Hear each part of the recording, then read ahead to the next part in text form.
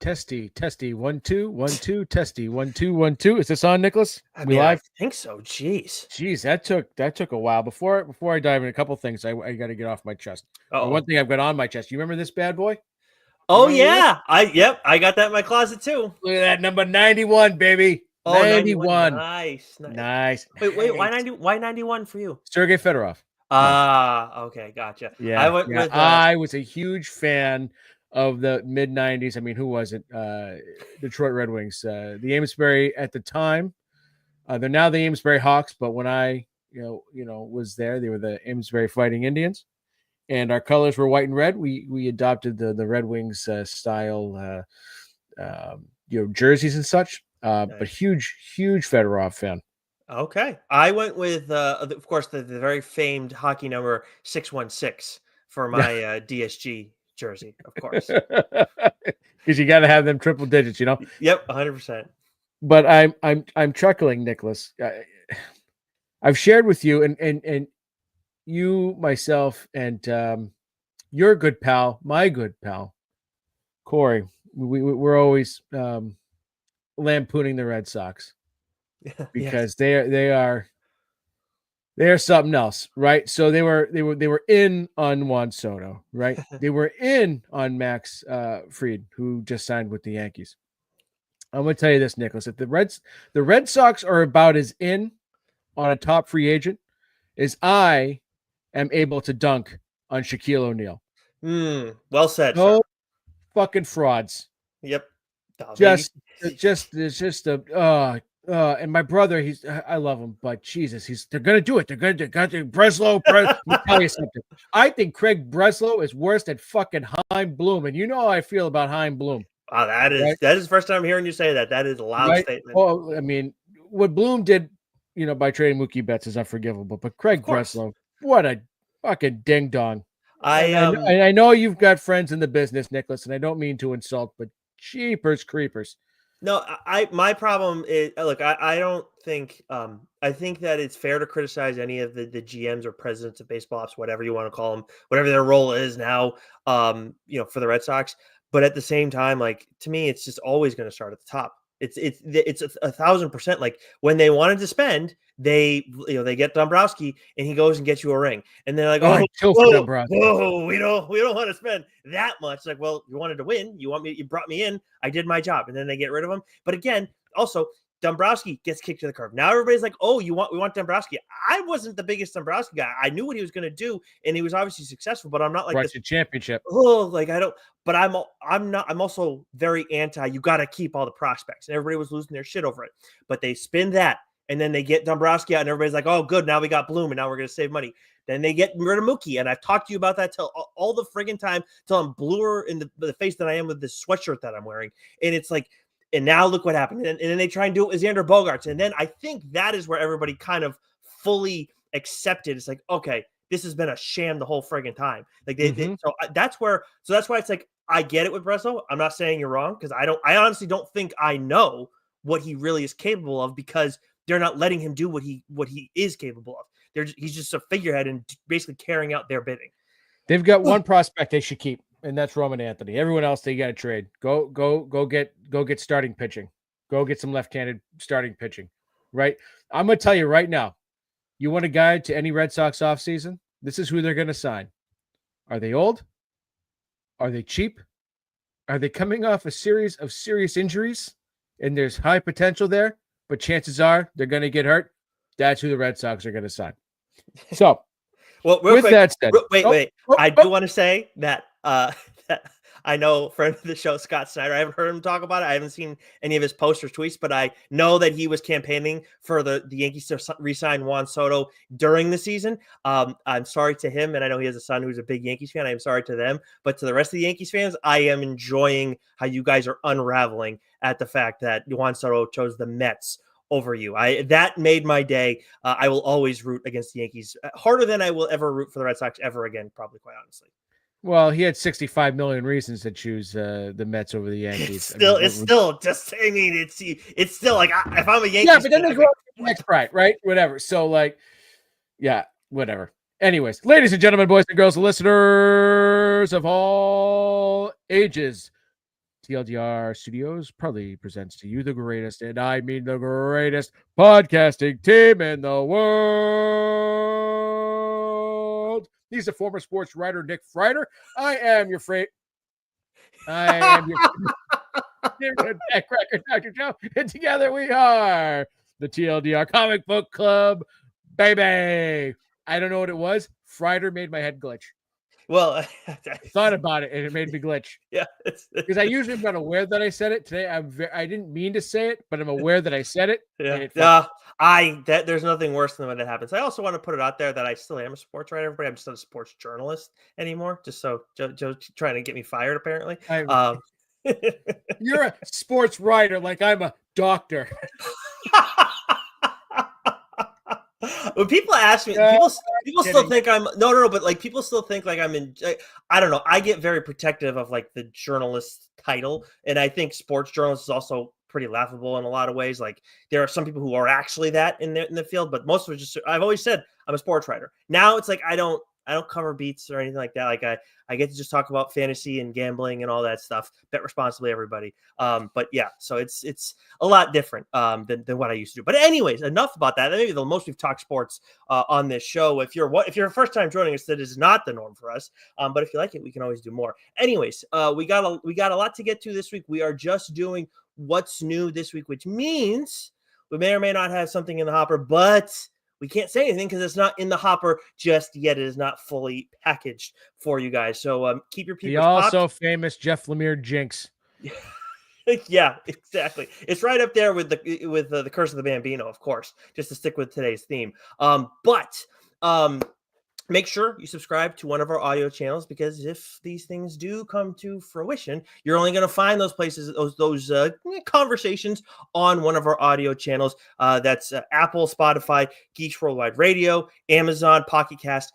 Those are our Fireside chats. Those are conversations with creators across the industry. Of course, Scott Snyder, who we've had on multiple times. Maybe we can get him on to talk some absolute Batman at some point down the line. We recently had Kyle Starks on. Of course, he's done some awesome stuff at Dark Horse recently. He's got a great Dark Horse title that Joe and I have actually. Did you end up reading the entirety of the series? Because he did send it to us in full after we chatted with him.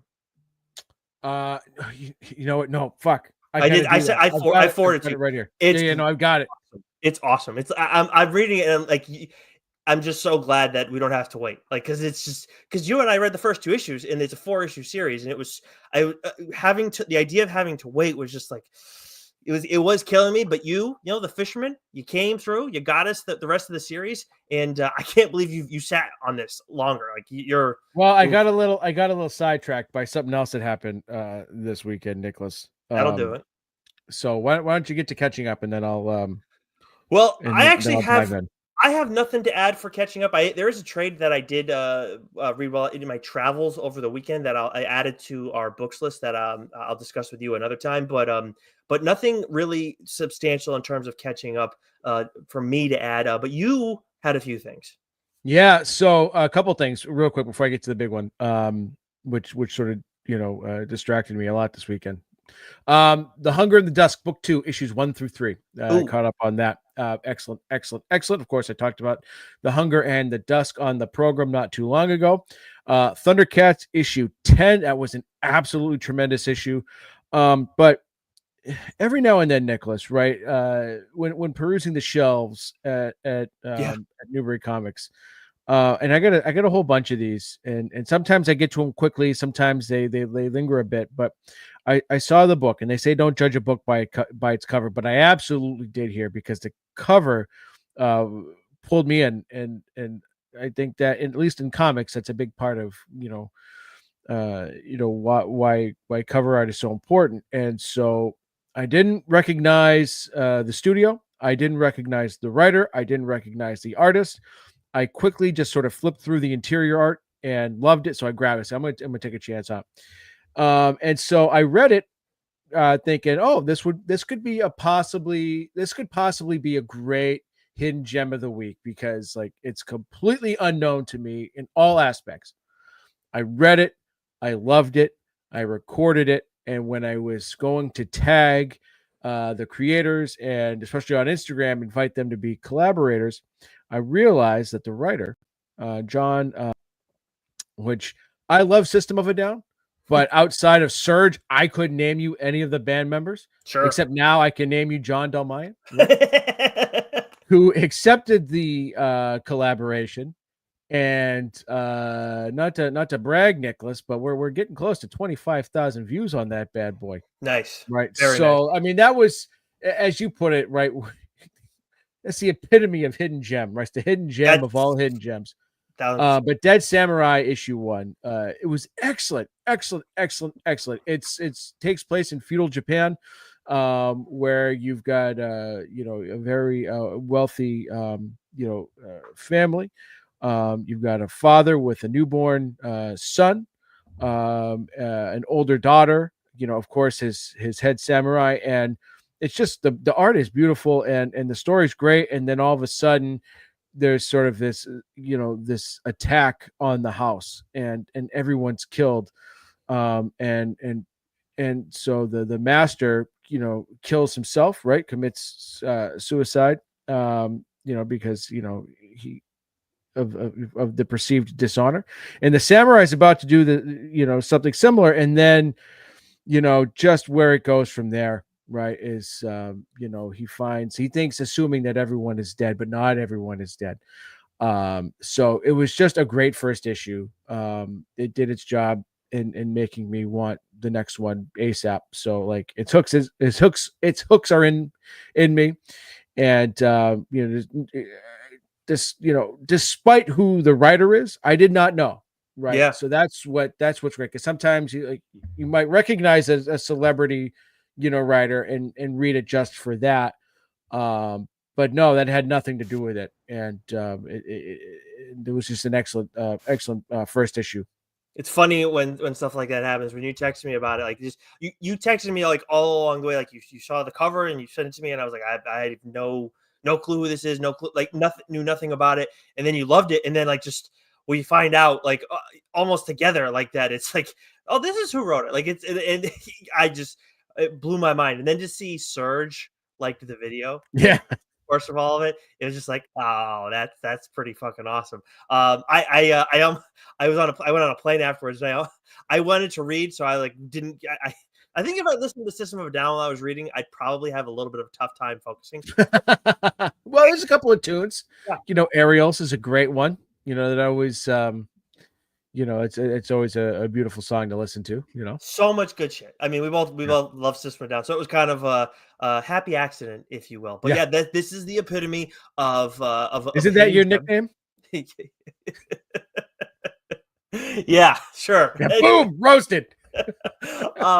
So yeah, this is a epitome of a hidden gem, and this is why we try and do other stuff on our socials that we aren't able to do on the show. And on that note, that did remind me, we had another pack break on TLDR's YouTube and over on our TikTok as well this weekend. You're not going to find that on our on our audio stuff, because that would just be negligent podcasting on our behalf. But definitely got some cool pulls there. Picked up actually X23, who we're going to be talking about a little bit today. So a little bit of synergy there, incidental synergy actually. But yeah, so having some fun with that stuff. Gonna do more of those pack breaks as well. You can be on the lookout for those on Mondays, which are usually pretty quiet days for us in comics, not just for the show. But anyways, enough about that. We got comics to actually talk about, not just Dead Samurais. Let's kick things off, Joe, with Marvel for this week's releases.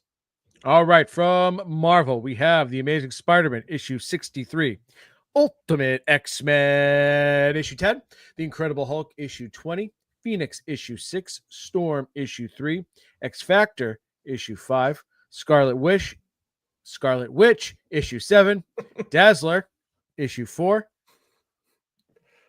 Yeah. Watching. There we go. Yeah. Nick eventually Nick will pick up, on the bit. I was still thinking about the Scarlet Sandwich, so sorry. Oh yeah.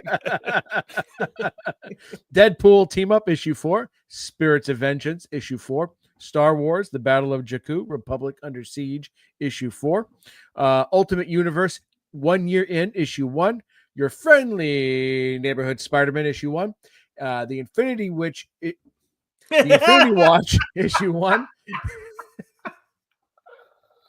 I'm on fire today. I'm killing it. We have 3 books, folks. 3 books from Marvel that we would like to discuss this week. Yeah. I'll kick us off here. I'll make good on the tease from before. Laura Kinney, Wolverine, issue 1. This is by Erica Schultz, who's doing a ton right now at Marvel, and the art is by Giada Biaviso, and starts off as a nice check-in on where the character is right now. It feels like this is going to be one of the more grounded X-Men titles that we see. Obviously, we got a lot of X-Men stuff going on right now. Seeing quite a few characters get their own titles, a few leading ladies, and obviously with X-23 Wolverine, Laura Kinney, she's gotten plenty of her own titles previously, but I'm always going to check out her shit. For me, the big standout was, on top of this being very grounded, was in kind of being like this own, contained story to start things off. I loved Giada Biaviso's art style. Some really cool poses, some really cool decisions, some fun action in there as well. But I'm just finding myself more and more appreciating like just these epic shots that we get of any character. And you start off with that on the very first page of Laura Kinney Wolverine. So had a lot of fun there. And then on top of all that too, I'm obviously not going to say what happened at the end, but the ending was quite honestly like the part that like has me that I'm thinking about most, because now it's like you talk about propulsion into the second issue. You couldn't write it up any better. So Laura Kinney, Wolverine, some fun shit this weekend. This week, definitely something to check out at your local comic shop. But why don't you tell me a little bit about Alien Paradiso, another issue 1 that is out this week? Yeah, so I wasn't planning on reading Wolverine, and it was excellent. And I wasn't necessarily planning on reading Alien Paradiso, issue 1. I'm not the biggest Alien fan. Like, obviously, like I'm very familiar with it. Like the first 2 movies, I think kick ass, but it's not a property that I'm in, absolutely like in love with. And I'm not a huge horror fan in general, at least when it comes to movies, because I'm a giant, but anyways, it's a long way of saying, Joseph, get over your shit. Check it out, right? That's why we do the show. So Alien Paradiso, written by Steve Fox. That was another big selling point. Oh, yeah, of you course. Want to check this out, with art by Edgar Salazar and Peter Wynn. And man, this was great. This was, I was expecting like Alien, like Deep Space, get that kind of horror vibe that you're familiar with from watching the movies. But this was a far better take on that, where it's still in space, it's still sci-fi, it's a sci-fi comic, of course, but it's revolving around sort of this sort of major crime syndicates, 2 major crime syndicates, sort of trying to come up, or not come up with, but sort of agree on a deal that will give one of the characters pretty significant criminal control of trafficking of trades and whatnot, through different galaxies and such. And the way the aliens get introduced in this book was tremendous. And what was great about it is we get some good character development. We sort of learn more about sort of the main characters here, and sort of the ragtag group of criminals that they are.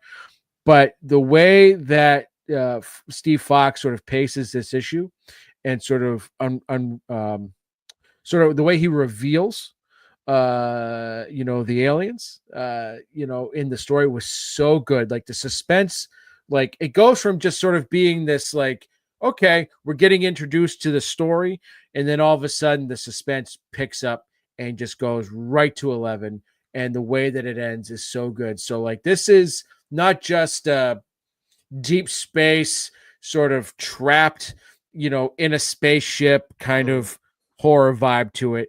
They're sort of like trapped on this high roller resort, and you've got the aliens now, and everyone's sort of on high alert, if you will. So this was a really excellent first issue. I'm glad I checked it out, because I'm not typically one that's going to pick up an alien comic. So if that's you, this is definitely a book worth checking out, because you just have to be somewhat familiar, with what the aliens are, the xenomorphs, or xenomorphs, however you want to pronounce it. I've heard it both ways. And I think you'll enjoy it. Yeah, that you sold me on that one pretty well, because I'm definitely like, I've only seen the first Alien movie. That's it. Yeah. And it's not that I don't like it. I mean, it's just we can't be like, crazy about everything. And space is always one that, I mean, I like plenty of space stuff, but it's not like a natural, like I'm much more likely to check out like this random ass, like horror adjacent type story versus like that's set on Earth versus something that has to do with space, just in Yeah. general. But I didn't realize that you had read Laura Kinney Wolverine, by the way. So I would, otherwise I would have asked you like that, the ending, right? Oh man, that was such a great comic, right? Because again, like, I love the character, but I wouldn't necessarily like gravitate towards a standalone series, on the character. Like, I love her in the X-Men stories, and I love her as one of those side pieces. But yeah, man, that ending was wild. The whole first issue was excellent. Yeah, it was fun. It was a fun one. I had a lot of fun with that. And Yeah, then, but I will say my favorite X-Men title this week was Uncanny X-Men issue 7. Of course, Gail Simone, Dave Marquez, and Edgar Salazar. This is the second chapter in the raid on Grey Malkin Forest, crossover between the Louisiana X-Men, who are the Uncanny X-Men, and then the Alaska X-Men, which are McKay and Stegman's X-Men. And I'm wondering if we're gonna get like if Marvel's not already planning something like a who do you like more, or like some way to further pit these characters against each other with the audience. Like I don't know, like they need to talk to us, because it just seems too like obvious of an idea. Maybe that's why, but it just seems like you can have a lot of fun with it. And I feel like the creators you're dealing with are having a lot of fun with these stories that we've been getting from both titles. And for this, like there's a lot of tension. And we've seen plenty of crossovers, Joe, where it's like, even like a main title where it's like character X versus character Y. And it's like, you think there's tension going in, but we've gotten enough of these where it's like, yeah, like, are they really going to fight each other? It's like, nah, it's going to be miscommunication, and then that's going to be it, and then they're going to be buddies. It's like a small scrap, but like some fucking haymakers were thrown in this issue, and not only from like a physical standpoint, but from a mental standpoint. Like I love what Gail Simone has done with her narration of Rogue, and I feel like not like I just feel like I'm getting to know that character so much more. This character who I love, and now it's like there's like there's some crazy stuff that's going on. It feels like there's like a big reveal that feels like it's coming, that's hinted at in this issue, but there's other ramifications I feel like that are going to linger beyond this crossover. yeah. Did you read the last issue of X-Men? I did. That Yes. yeah. Into this. Yes. So I haven't been reading Uncanny X-Men, but I'm going to read this issue because it's one of those rare things. Like, story continues and like, oh, you're killing me with all this stuff, but Mhm. I got to read it because I love their interaction in the last X-Men issue that obviously led into this one. Yeah. So you haven't read any of Uncanny X-Men at all? I didn't. Okay. Mm-mm. So you are. I'll be surprised if you read this issue and you're not like, I got to go back and read some of this other ancient. I wouldn't be surprised either. Yeah. Like I said, there's like 1,000 X-Men titles. There's 1,000, Spider-Man titles. There's 1,000 Batman titles. So I really do just kind of pick and choose. But 100%. You have to. That's why we do the show. I cover the ground. Right. But I do love where, McKay and Stegman's X-Men has been going. And I love that, like I said, I love that last issue and how, the two factions sort of, crossed over with each other. So I definitely got to check that out. I like the Uncanny X-Men. I had such high expectations for obvious reasons. Like everybody loves Wolverine, right? So he's in there. Nightcrawler is one of my absolute favorite X-Men characters. Rogue is one of my favorite Marvel and X-Men characters, and Nightcrawler is right there too. And then you have my king, at least, in Gambit in there. Like you have this is like the team that I need, that I want, like more than anything. So like I had crazy high expectations. She's been like Gail and Dave Marquez, like they've been delivering every single issue. I think it's my favorite Marvel title right now. Uncanny X-Men. Yeah, it's been so damn good. So much fun, and just it's so much emotion in it. And everybody's getting their moments too. So I love Dave Marquez's art style. It's very different from Ryan's, and I love Ryan's style. Like that's something I tend to gravitate more towards. Like David Marquez, I don't think I would as much, just because that partially is with the colors as well. But I really just love how it works with Gambit, especially. But yeah, so I've been having a lot of fun. I could talk about Uncanny X-Men more and more. But we got to move to some of these other the other titles, because we got quite a few more to dig into. Nothing for us from DC this week, but a lot of stuff from them. We got Action Comics 1079, Green Lantern issue 18, Batman and Robin issue 16, DC versus Vampires World War V issue 5, Batman Santa Claus Silent Night Returns issue 3, of course, Joe's favorite title, Black Lightning issue 2, Joe's second favorite title, Wayne Family Adventures issue 142, Batman Dark Patterns issue 1. This is illustrated by Hayden Sherman. I don't know how the man is and doing. written by Dan Waters. I don't know. And Dan Waters. Yeah, I don't know how Hayden Sherman is doing doing a Batman book. I'm sure it's a limited series, but that while also doing an ongoing Wonder Woman title, like they're just remarkable. But that just made me think. There's an episode of The Simpsons with Itchy and Scratchy, and they introduce a third character, Poochie, and Homer's the voice of Poochie, and so he's talking to the animators, and he goes, "Will this show be live?" And one of the animators goes, "No, cartoons are really alive. It puts a terrible strain on the artist's wrists." Poochie's the one with the sunglasses and everything, right? Like, okay, yeah. Let's see, Superwoman special issue 1, and then Gotham City Sirens Uncovered issue 1, and that brings us to Boom. Boom. So from Boom, we have Minor Arcana issue 4. That, of course, is a Jeff Lemire joint. We have The Fade issue 2, and then we have By Rule a number 1, which we must read, and a trade paperback that we'd like to discuss. Nicholas, want to start with the number 1 this week, because this is one of the first books I read. Ooh. And I texted you immediately, or not immediately, but I made sure to text you today to remind you to read it so that we could discuss it, because I want to hear your thoughts on it. And that is In Bloom, not the Nirvana song,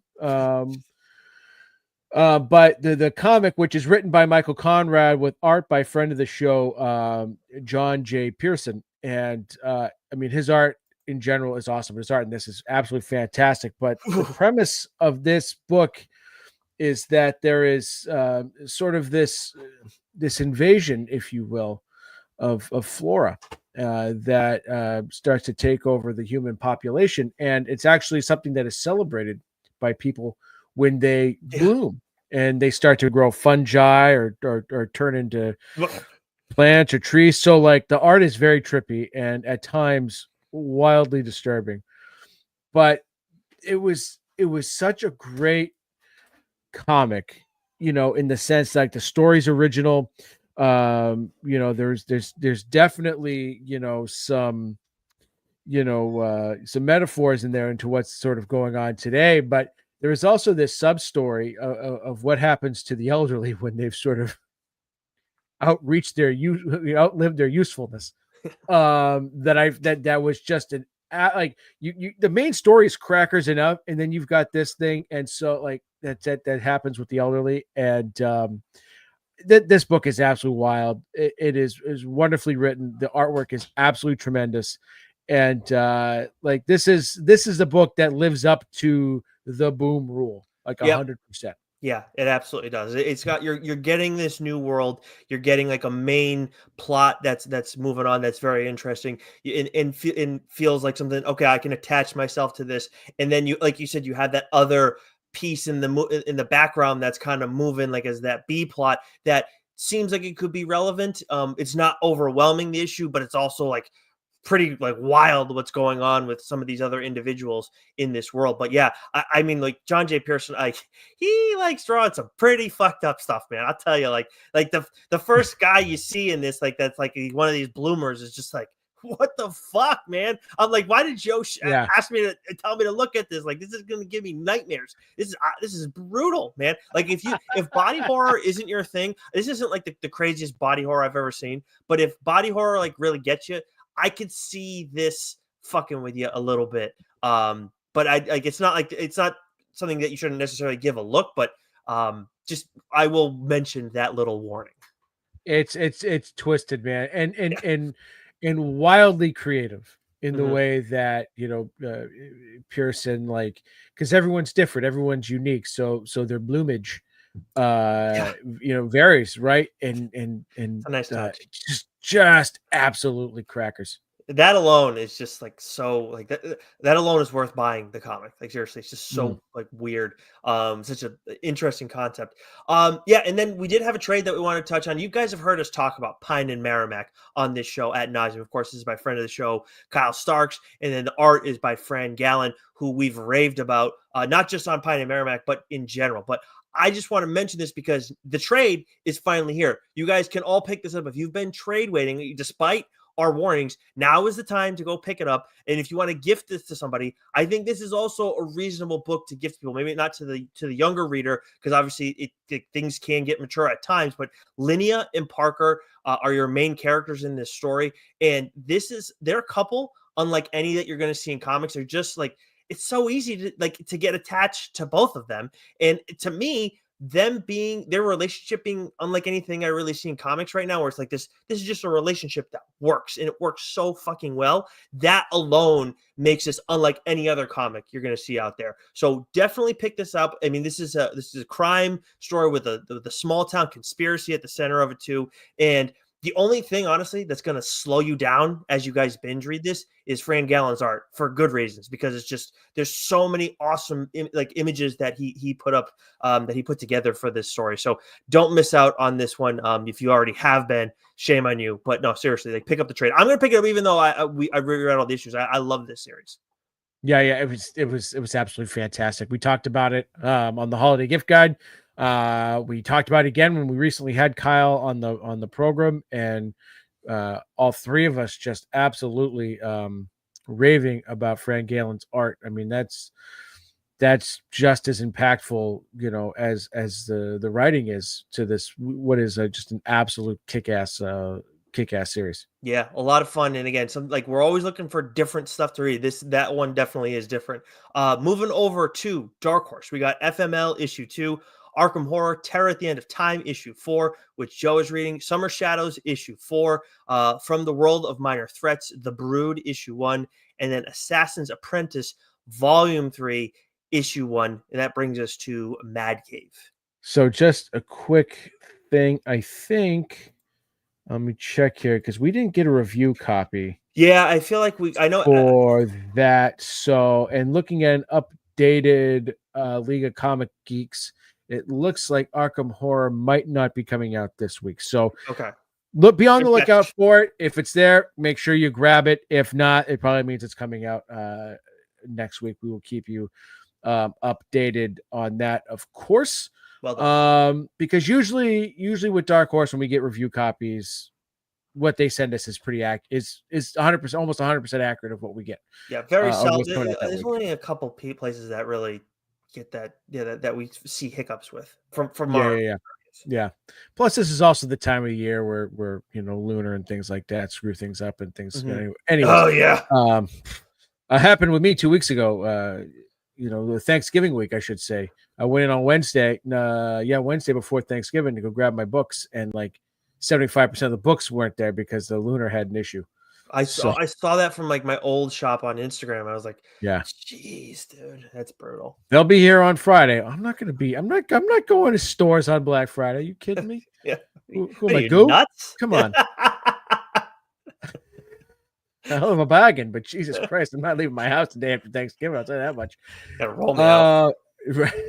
From Mad Cave Studios, we have a couple of trade paperbacks, one of which is Sanction, and which is an absolutely tremendous series. And Gotcha Man Volume 1, written by Cullen Bunn. Cullen Bunn's got a busy week at Mad Cave. Oh yeah. There's Defenders of the Earth issue 4, and then there's 2 books we want to discuss. Nicholas, have you read both or either of these? I read both of these. I do. If Okay. may I decide where we go here? Are you good with that? By all means, Sir Nicholas. Friggin' dude, I love the Hexiles. It's like this is This will not be included in the floppies conversation because of when it started. We only have 2 issues. We generally need to have that. We have to have 3 issues in order to judge a series. Has to start. We set the benchmark. It has to. Is it October? Right. The first issue had to come out in October. So it's both of those things. You can't just start in October and then we don't get another issue later on. It doesn't work at all.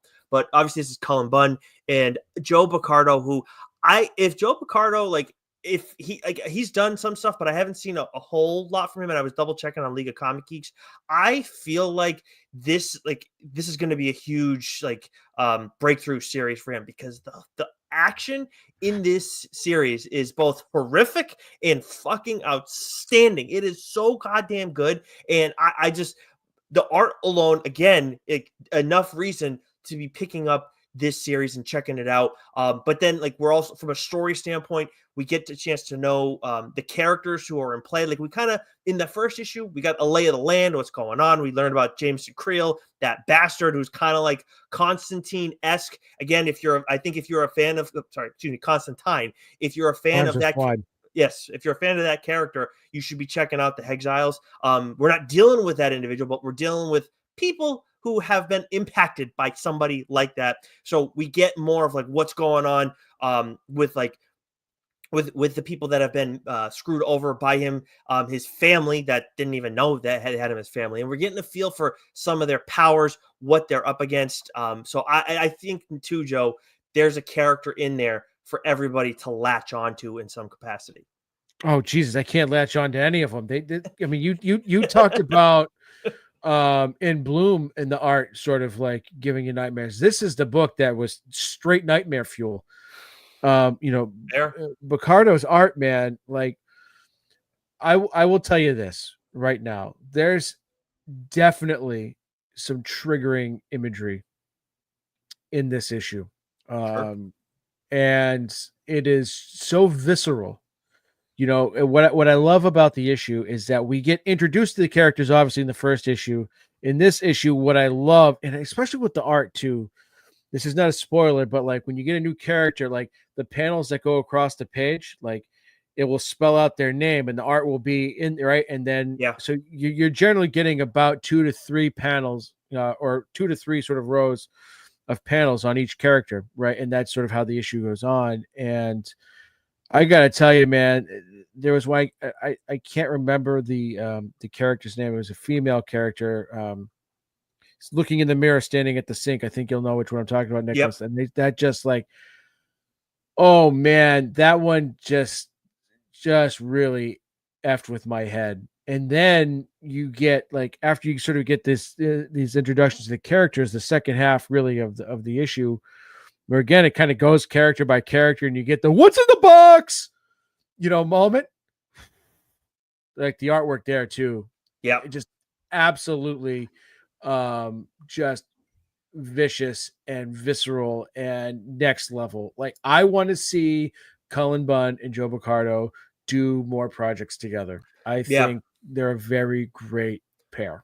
Yeah, they did something with Source Point a few years back. I remember seeing it was Night Walkers, I think it was. And I meant to check it out, but I've never ended up getting to it, unfortunately. Yeah, so one of us maybe needs to go and look into that because I'm sure that's how that probably helped this one get put forward to Mad Cave. But yeah, this has been outstanding. This is an artist that Cullen should work with more in the future because oh man, this thing is freaking awesome. And then also from Mad Cave, we got the penultimate issue of The Last Wardens. That's issue 5 of this arc. We're hoping that we're going to get more from Amit and Elliot, who of course friends of the show and wrote this series together. Art by Rui Silveira.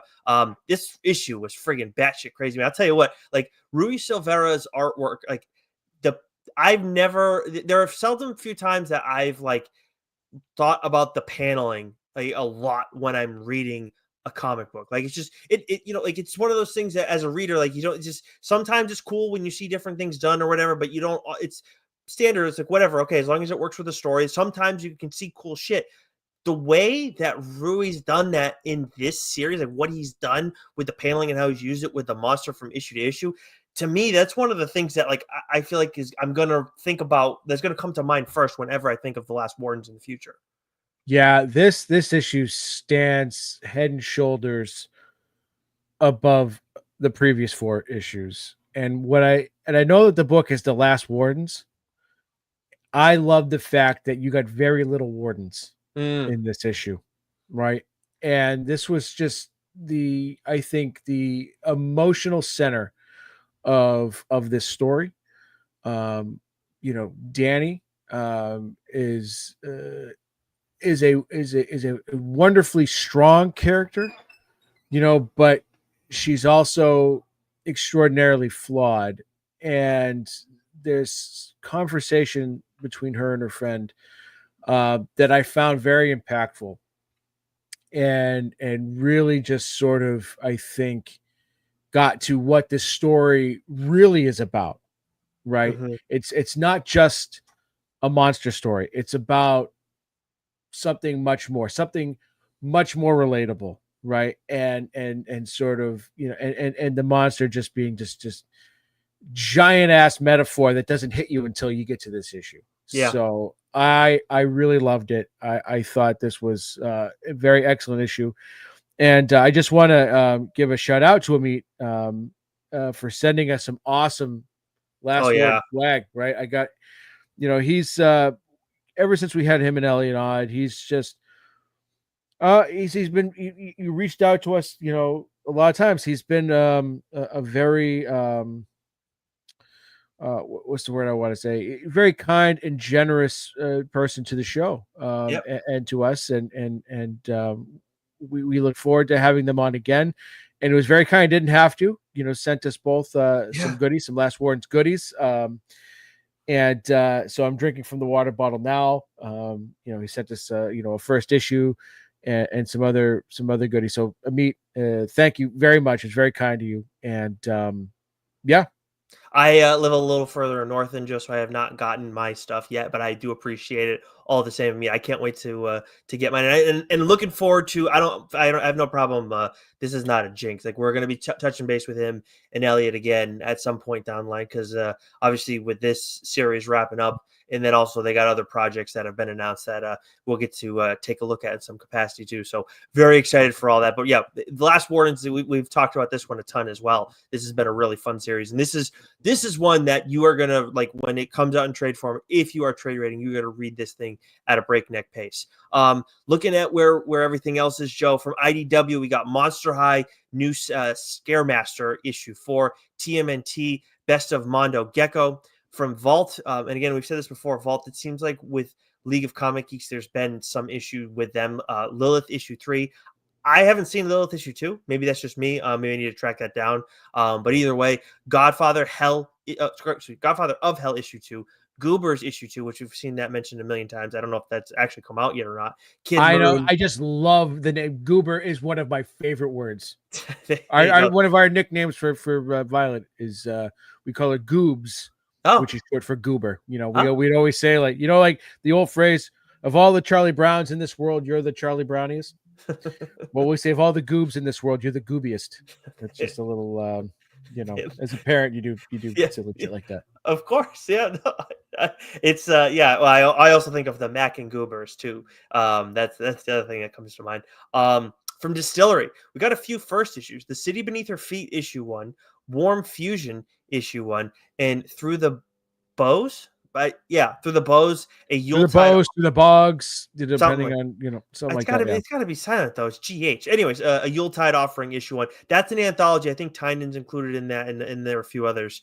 Yeah, I would take that with a grain of salt if you get all 3 this week, because Distillery, it gives you those big prestige formats. So Yeah, maybe we'll get all 3 this week, but that I just yeah. just from my perspective, more I'm sure skeptical. the latter one, the Through the Bows, Yeah, we'll get that one, because like you need to get that out at this time of year. From Titan, we got Conan the Barbarian issue 17, Heat Seeker Combustion issue 2, Dynamite. We got Space Ghost issue 8, and the Terminator issue 3. And Joe, why don't you take us through Image and Skybound? Image and Skybound for New Comic Book Day, the week of or for New Comic Book Day, I guess 12/12, right? 11. 12/12. Well, today's the No, today's the 10th. The 11th is Jesus. yeah. Yeah. Let me tell you something, Nicholas. I am I am not sharp today. Let me tell you that. Because you're drowning in all the swag from last morning. I'm drowning in something, crippling debt and phlegm mostly. From Imogen Skybound, we have Transformers issue 15. If you've been reading this series, this issue ends with an absolute what the shit moment. Great series. Absolutely love it. Great issue. Witchblade issue 6, Kaya issue 23, Lady Mechanica issue 4, Mirka Andolfo, Sweet Paprika, Open for Business issue 2, Creepshow Holiday Special 2024, Doll Parts, A Lovesick Tale issue 1, Impact Winter Even Fall issue 1. We didn't get a review copy for that, but sometime Image does hold back review copies of certain titles because they don't want spoilers. So just be on the lookout. But if you don't see it, could just be that it's coming out next week. And then a trade paperback that should be on everyone's goddamn stack. Should be in everyone's goddamn stack tomorrow, or whatever you are listening to this. Pick this effing trade up. It is that damn good. The One Hand / Six Fingers trade paperback that's written by Rob V and Dan Waters with art by is it Sumit Kumar, right? I can't. Did I botch that up? I don't know. If I botched that up, we'll just chalk it up to talk fucking shit up again. But pick up the One Hand of the Six Fingers trade. It is potentially book of the year. Mm-hmm. That's and this I will say, like, I have not read this yet. I cannot wait to check this out. I've been waiting to get this as a trade. Like I didn't want to have to try. I know we have the review copies, but I didn't want to try and patch it all together. I'd rather just be patient, wait, and then just sit down and binge the shit out of this thing. But you have sold this so well. This is just, again, when we talk about trying to find unique experiences within comics, I think comics does a really good job of providing so much of that, so in a range of it to everybody. The One Hand Six Fingers and this is the thing, you're not going to see done in anything but comics. This is very much taking advantage of the medium and giving you something very different while giving you a story that can feel familiar in a way. Yeah, I can't wait to get my hands on this just to see how it is put together, right? Yeah. Because for those of you who don't know, I'll sort of recap it real quick. Is that this is a neo-noir sort of serial killer detective story, right? And so each month in 1 week you would have the One Hand come out, and that's from one perspective, and then the next week you'd have the Six Fingers come out, which is from another perspective, and that's how it went. So it's telling the same story, obviously from the two different perspectives, and it's awesome when the two stories that month sort of intersect each other, and having those two different perspectives is such a wildly unique way to read one story. Because a lot of times you'll get both those perspectives in the same issue, and it's just kind of bouncing back and forth.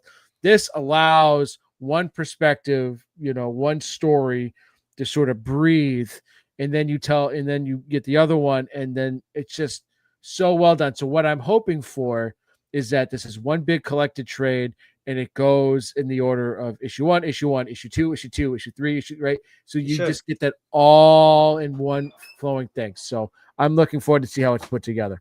Yeah, some awesome stuff. A lot of good stuff coming out this week. Still more good stuff to come out this month. We will make sure you guys subscribe to one of our audio channels, because that does wrap things up for what's new this week. Make sure, if you haven't already, if you're watching us on one of our streams, make sure you subscribe to one of our audio channels, because again, we got stuff that's working in the background, and if that stuff comes through, you're only going to find it on our audio channels. We'll let you know how to find it, but it'd be much easier if you just subscribe to one of our audio channels, got it delivered right to you as it comes out, and then you don't have to worry about hearing from us otherwise. Nice and easy, and that way we're not bugging you. But until then, Joe, and until next week, stay sexy. You know it, baby. D-Gens only. Keep reading.